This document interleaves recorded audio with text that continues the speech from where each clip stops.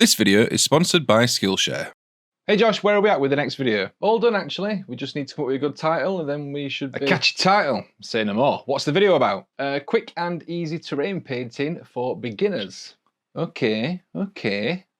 Any ideas? Ooh, how about Games Workshop make the worst terrain kits? That's not really the point of the... No. How about Games Workshop terrain kits suck, and here's why. Guys, that's really not what I'm trying to do. I know. How about why you should boycott Horus Heresy 2.0? That one's not even on topic. No. How about Games Workshop are doomed, all in caps? No, that one's already been used. Wait, really? Wait, I've got it. Proof that Games Workshop are behind everything evil. Yes, I love it. Guys, stop. Can't we just call it Quick and Easy Terrain for Beginners?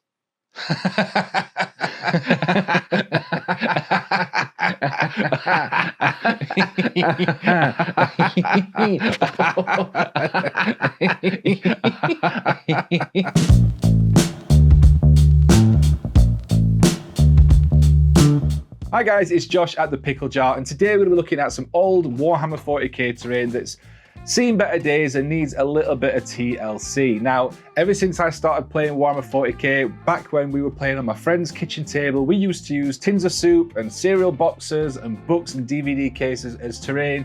It's 2022 and I feel like my setup at home should be a little bit more sophisticated than that. So I've got this box of terrain that I've been donated. It's broken to bits, it needs repairing, it needs gluing back together.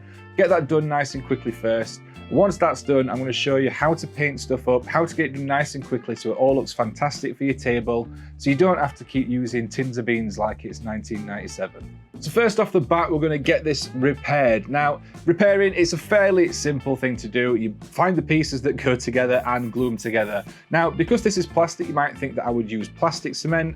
For this, I tend to use super glue and activator. You can always go back in with some plastic cement afterwards, just to sort of weld those pieces together a little bit better. But I find that super glue and activator to speed up the drying process and the curing process tends to work fine for this sort of stuff, and it's generally what I tend to do. Sometimes you'll get pieces that are from different kits or that maybe didn't go together originally. It's fine. This sort of terrain is designed to be fairly modular, so you can stick it together in whatever configurations work best for you. Once the terrain is all back together and assembled, it's time to get it all painted. So for this, I'm going to use a whole host of different rattle cans. Now I'm using the stuff from Colourforge. They kindly sent me out the full range, so I'm experimenting with a few of their colours. You can just as easily use some cheaper spray paints for this, but the Colourforge stuff, I do like it. I like the finish that it gives, and I like the variety of colours.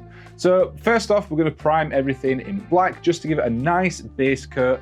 And then once the black spray is on, we're going to go over with a variety of colours. Now I'm picking a few different colours just so that all the different buildings in this terrain set aren't exactly the same. So I'm going to go a brown, a green, and then a traditional sort of grey and black colour. First off, we'll spray one colour over the top in a heavy zenithal. And then what I'm going to do is take a lighter version of that colour and give it a lighter zenithal over the top. And what this does is it gives a nice transition from the colour right at the top of the terrain down to the black down at the bottom. It just adds some nice visual interest rather than it just being sprayed one colour or, dry brushed one colour. If you've got an airbrush, then this will be even easier for you to do because you've likely got access to hundreds of different colours, so you've got loads more variety that you can colour on your terrain. If you are using rattle cans, you don't just have to stick to a lighter version and a darker version of the same colour. You could get interesting, you could try a red base coat and then a blue over the top. You could try all sorts of different stuff. Just have fun with it. Now that all the paint is on and dry, we're going to add a varnish. This is for two reasons. One, it's to add an extra layer of protection. Terrain is going to get stored in boxes, it's going to get knocked around, taking it to friends' houses, getting it out for gaming, all that sort of stuff. So any extra protection is always a good thing. And the second reason is we're adding a gloss varnish so that when we add the oil wash later on, the oil wash will run off of the surfaces into all the recesses to help shade those, rather than staining the entire thing, which is not really what I wanted to go for. Now I'm applying the gloss varnish with an airbrush purely for speed. You can pick this up. I got this from the range. I think it was about a tenner for this massive tub. You can apply it with a brush. It goes on just as easy, but for speed purposes, I use the airbrush. And this is the only time I'm using the airbrush in this video.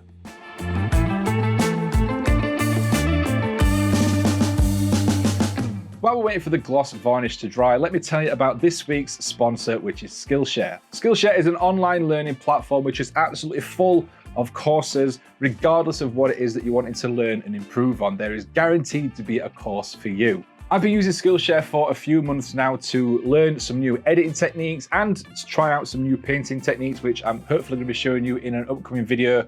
And I have not been disappointed. I have learned so much. The classes are all really well presented, really well put together. They have individual lessons for each class. You can go back, revisit at any point. It saves all your history on your profile. It really is a fantastic platform if you're wanting to learn and just try something different. Recently, I've been watching a lot of courses on YouTube video production to try and up my game a little bit in that regards, and I'm really looking forward to putting everything I'm learning into practice over the coming months and hopefully longer. If you're interested in trying out Skillshare for yourself, the first 1,000 people that use the link down below in the description and in the comments down below will get their first month for free. Massive thank you to Skillshare for continuing to support the channel. Now, back to the video. Now that the gloss varnish is all dry, it's time to add the oil wash. And for this, I'm using a mix of black and brown oils with a load of white spirits to thin that down. I'm making it quite thin so that it runs more into the recesses rather than settling on the surfaces. This combined with the gloss varnish that we've just put on will make sure that it really does run into all those recesses and shade them for us. You can put as much of this one as you want. Make sure that all those recesses are nice and saturated with the oil paint. And then once you're happy with how much is on there, hit it with a hairdryer or leave it to one side to dry if you've got other stuff to do, and let that all set and get in place. Now that I'm happy with the shading from the oil wash, I'm going to add a matte varnish just to seal that all in and dull down that shine from the gloss varnish. I'm using the Colourforge matte varnish, but any matte varnish will do. And now that that is all on and in place, it's time to start bringing up some of those highlight details again. I'm going to do that by using a dry brush.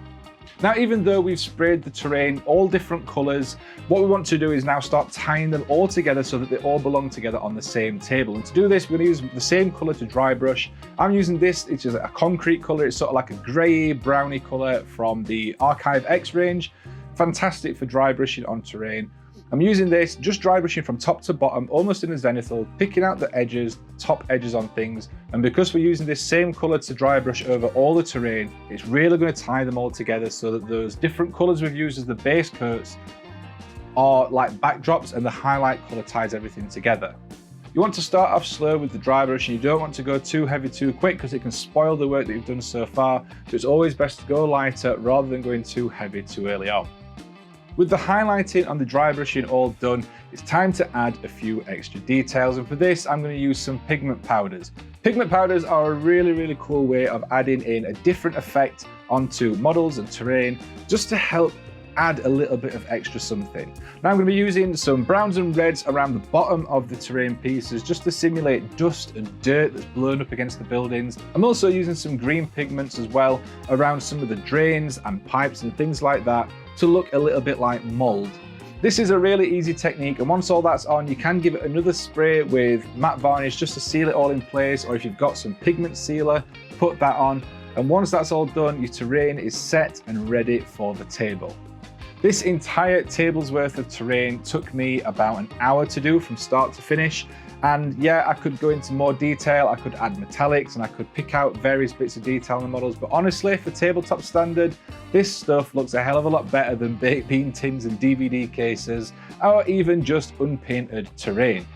It adds that extra bit of realism, and I think that sometimes we forget that the terrain is just as important on the table as the models that you're playing with. We put a lot of time into painting as armies, so why not treat our table with the same respect, especially because once you've got a couple of sets of terrain done, that's generally it, and you don't need much more. I hope you've enjoyed the video. If you have, be sure to leave a like and a comment down below. And if you're brand new to the channel, hit the subscribe button and the bell notification button as well. If you want to help support the channel, we've got our affiliate links in the description down below, which gives us a kickback every time you order through them. And on top of that, we've also got our new Patreon account. Joining the Patreon gives you exclusive access to different channels on the Discord server. It gives you behind the scenes content and extra content exclusive to Patreon members, as well as additional benefits as well. If you want to check those out, check the link down below. And I want to say a massive thank you to everyone that is already part of our Patreon members club. Thank you so much. It really does mean a lot that you're helping to support us. That's going to be it from me. I'll catch you in the next video. And until then, enjoy your hobby.